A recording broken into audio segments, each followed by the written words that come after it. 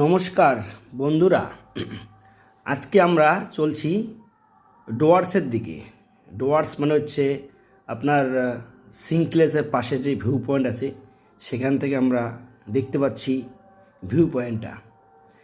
এখান থেকে সুন্দর চালসা যে আপনার দোকানপাট, চালসার দোকানপাট সম্পূর্ণ দেখা যায়। এখানে আপনারা আসবেন, এখান থেকে এসে দেখে আপনারা উপভোগ করবেন। বন্ধুরা দেখুন, আপনাদেরকে দেখাচ্ছি। আপনারা দেখুন, চারিদিকে আছে সুন্দর গ্রিন।